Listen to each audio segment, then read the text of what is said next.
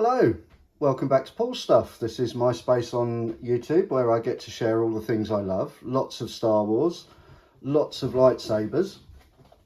And at the moment I'm also looking through my existing Black Series figure collection, 6-inch figure collection. Also, as part of that, as I get new figures, I'm now doing a video on them. So today is one of those videos. I have just received the new Black Series R2-D2. This is currently being sold on a 40th anniversary card back for Return of the Jedi. He's also going to be available later in the year, I believe, as part of a wave in standard packaging. But I feel I've been very fortunate to get hold of this R2-D2. At the moment, he seems to be quite difficult to get here in the UK, and certainly at standard retail price, he's difficult to get. So I bought him from Star Action Figures. I actually pre-ordered him, I think, back in April or May. He was scheduled for release in August, and he actually turned up this week in September. So, yeah, some of the normal Hasbro shenanigans around release dates and things like that. I believe he's also currently sold out on Star Action Figures because they cannot get sufficient stock from Hasbro. But toy politics aside, what do I think of this figure? Well, first of all, I'm going to compare him to the old R2-D2. Now, I know a lot of people had a problem with the old R2-D2 because he is significantly under scale.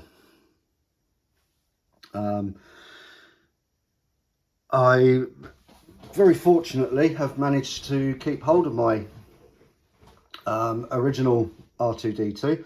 Now, this figure originally came out, I think, in 2014 as part of the original Orange line range.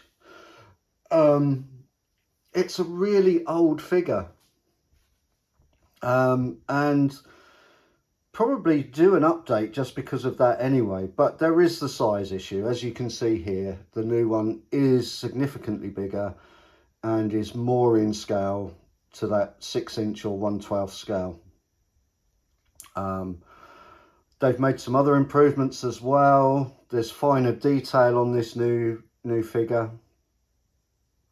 We'll run through some of the other differences as we look at these figures. But here you can see the significant difference between the two figures is actually the size. I never thought the original figure was too bad a figure, to be fair. Yes, the size was out, but it's Black Series. It's supposed to be a toy. It's not a scale model.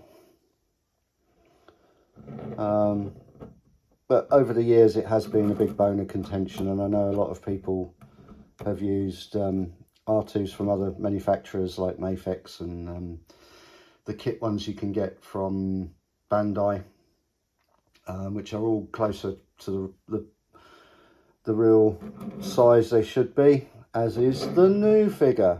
So, the major difference, as I say, is the size. There are other differences. So, with the original figure, you had to turn his head, and then his third leg would pop out, and you could put him in his sort of tripod pose. Sorry, banging the camera around there.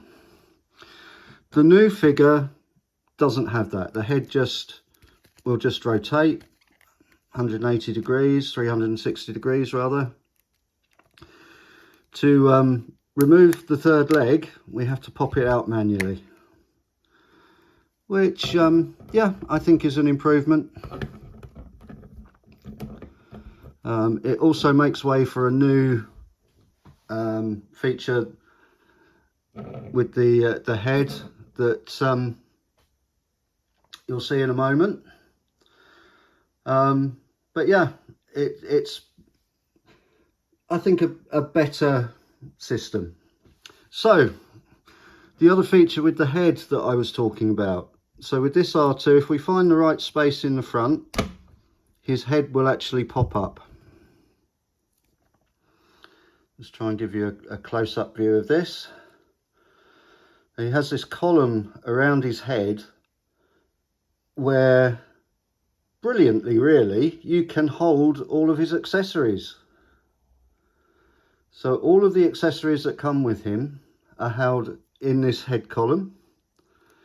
They just pop out. This is the camera that pops out of his head. I've got the radar dish.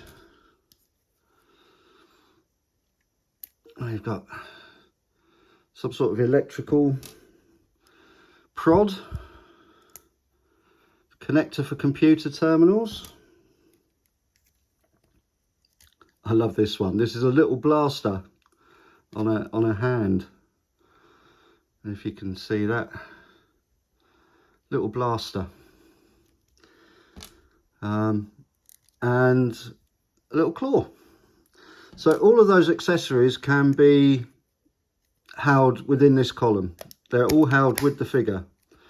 As soon as you turn the head off of center, that column doesn't come up. The head has to be centered for that column to come up. Really nice system.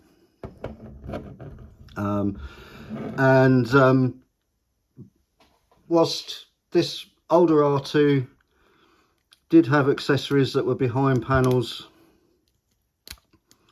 I always find these panels difficult to get open. He has two panels on his front, and inside the panels are little fixed accessories. So we've got his grab arm there, and I think the other side is a computer terminal connection, or it's some sort of robotic arm.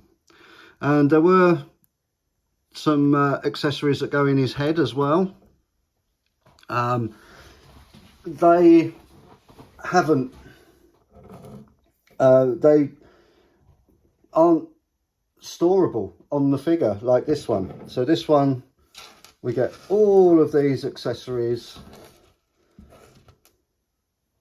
that come with it, and you can store them with the figure. The old figure, some of the accessories were loose, and mine are stored away in a box somewhere. I'm going to take the old figure away now. So where do these accessories go on this R2? So he has two chest panels. Now I find these can be quite difficult to get open, even if you've got nails.